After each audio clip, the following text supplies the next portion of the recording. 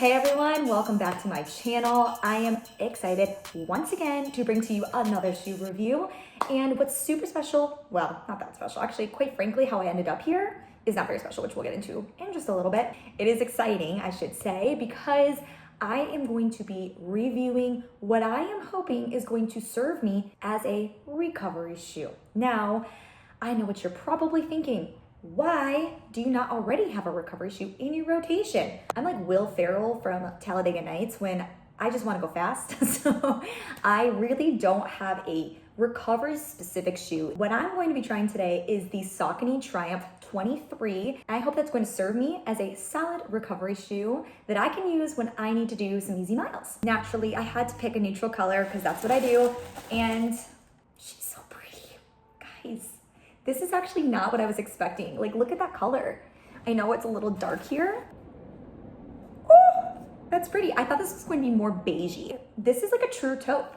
And the picture seemed a teeny bit lighter, but I like this. This isn't really, I was gonna say this isn't really like anything I have in my closet right now, which is true, but it's not far off from everything else because everything I have is neutral. This has got a lot of foam going on, but you know, a lot of the components here are going to help support for some of those easy runs. So this is technically like good for an everyday shoe. You can do your daily miles on it, but it really does have that additional purpose of being more of that easy, really wanting to take it for a handful of miles running shoe. I just think that Saucony does a pretty solid job overall with just designing and making high quality shoes. This isn't necessarily the newest shoe. You may have already tried this shoe or been eyeing this shoe. It did come out in, I believe, June of this past year. I personally am nursing a calf injury. And if you listened to my last review, which was the Hoka Mach X3, I was talking about how I had to be a little careful because my calf has been bothering me when running. I have reluctantly taken the past 5 or 6 days off of running so that I can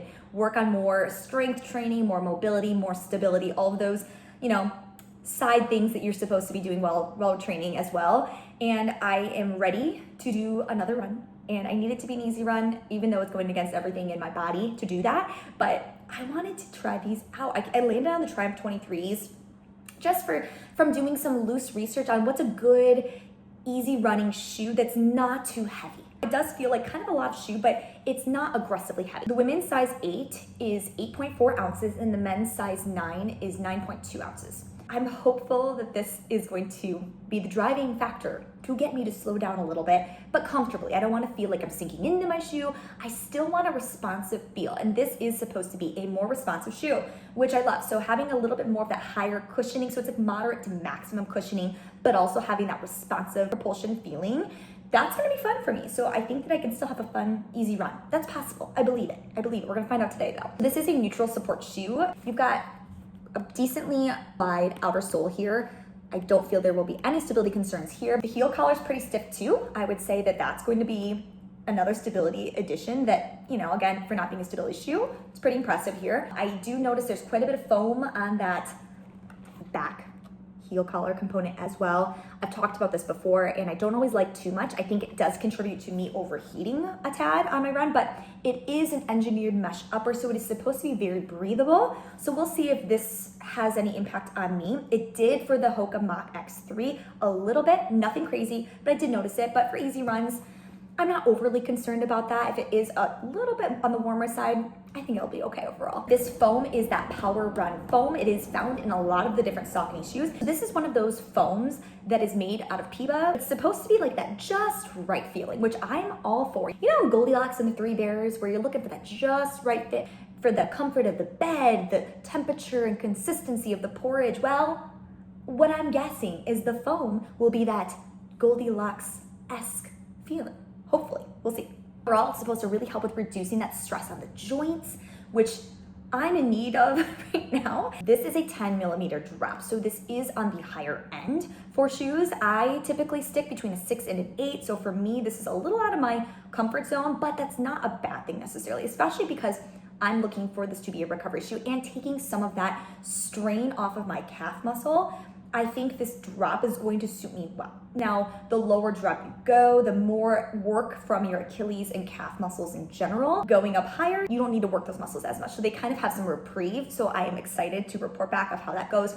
This comes in a ton of colorways and it does come in a wide option 2. Now, if you look at the shoe, it does look like it is already going to be relatively wide foot friendly.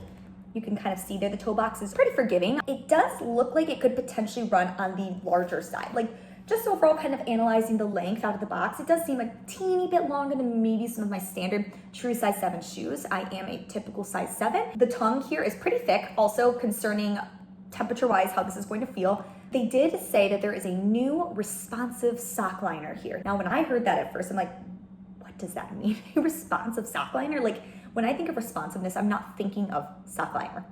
I'm not in that, at least in that terminology. But essentially what that means is just there's been some modifications done to this iteration of the Triumph that has helped to enable this to be a more responsive fit while still having some of that cushioning and comfort for those easier runs. Now, you're going to have a really good balance of firmness to support you, but comfort to be able to carry on for miles and miles, which is what we want.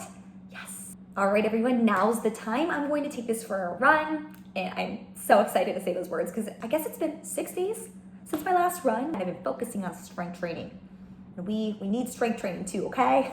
I'm just being very clear here because I'm looking for this to be reviewed for the purpose of easier runs at more of that recovery pace.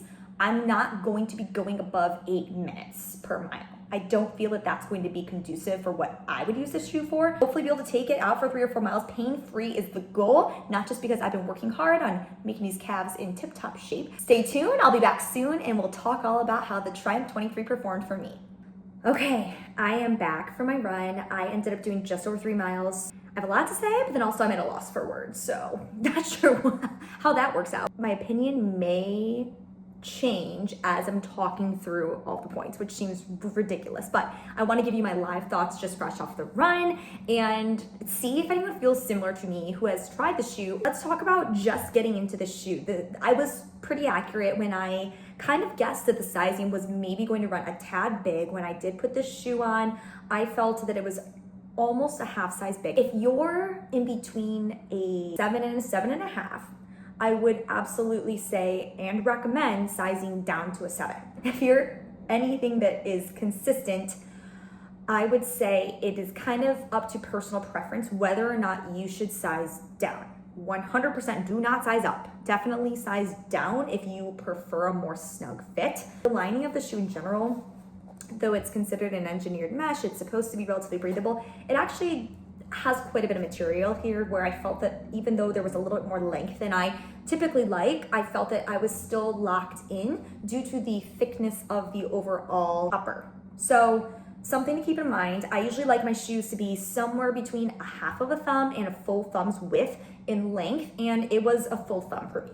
Stepping in, it was pretty comfortable. It did feel like quite a bit of shoe. I did notice that it wasn't necessarily that it was heavy, I just felt there was a lot of material. Now, this is something that I have experienced with the Asics Superblast 2. I felt that it wasn't necessarily too heavy. I mean, it was on the heavier side for what I prefer, but it just felt like a lot of shoe. Now, this doesn't look like a lot of shoe compared to that, but that's probably the closest comparison, how I just initially felt. Temperature-wise in this, I was running a little warm, nothing crazy. It was actually pretty similar to the Hoka Mach X3 that I just reviewed in terms of temperature, I would say, which doesn't really surprise me because structurally there are some similarities there between that shoe and this shoe. The heel collar in particular, definitely noticed that was very similar. And then there's quite a bit of thickness here. And I regulate my temperature through my feet, I feel like. And when I have too much material going on, it's just naturally going to make me a little bit warm. I wasn't uncomfortable, but it was hotter than I would prefer. I've been nursing a mild calf injury, nothing crazy, but enough that I don't want to push it too much before my race next month. My hope was that having a recovery type shoe where I can go at some of those easier paces would help alleviate some of that burden that my calf is taking. Now, I was a little reluctant with that higher drop, as I said in the beginning. 10 millimeters, it's not what I'm used to. I haven't run a 10 millimeter shoe in a while. And a few things that I noticed while running in this is if you're prone to heel striking, you're definitely going to be more inclined to heel strike in a 10 millimeter drop shoe or larger. There's a lot of mixed opinions on heel striking, and I'm not going to get into that because a lot of that really has to do with where you're striking in accordance to your body. So if you're heel striking with your foot out in front of you, that's a lot different than if you're heel striking when it's under your center of gravity. giving that little bit of context because that is very important in understanding whether or not it's bad, okay?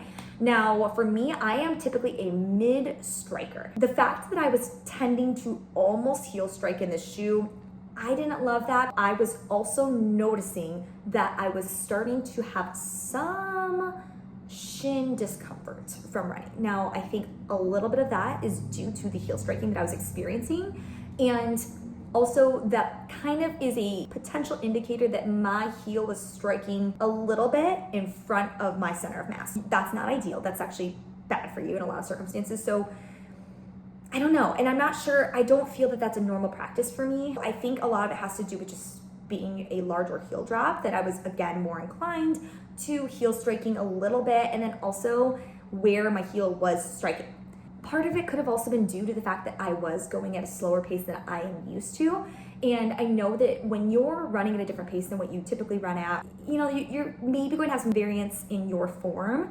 And I'm sure that that came into play here as well. So there's a lot of moving pieces in this Triumph 23 puzzle that it's a little hard to say what caused what to happen. I did want to show you just to kind of understand what I'm saying in terms of my striking. You can see with where the most of this dirt is, this is almost bottom third of the shoes. Typically I strike right around through here, and you'll notice that on my shoes, and you can see that it is pretty dirty down here. I don't love that. Now again, me wanting this shoe for easier runs, to go with those slower paces, knowing that my striking pattern may have a little bit of a difference than it would normally, I think that 10 millimeter heel drop may not be the best fit for me with all those things considered, okay? If you're someone who does not typically run in a higher drop shoe, I would maybe be a little reluctant to try this out. My pace range for this run was between an 8-minute mile and an 8-minute and 50-second mile. That's about a minute slower than what I typically like to do, and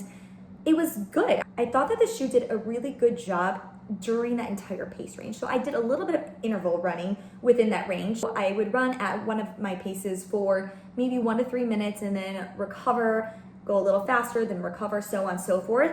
And the energy responsiveness in the shoe was pretty surprising. And I did know that it was going to be something to anticipate from learning about the shoe, but with some of these more max cushion shoes, I don't always know what I'm going to get, because I have tried some in the past. I don't typically love them, and I've been avoiding them for a while, but I'm a changed woman, okay? I'm ready to do some more recovery runs in my routine, but I did feel like this did a great job with what it said it would do. It did have a lot of that responsiveness, and it was pretty fun considering I was going at a slower pace.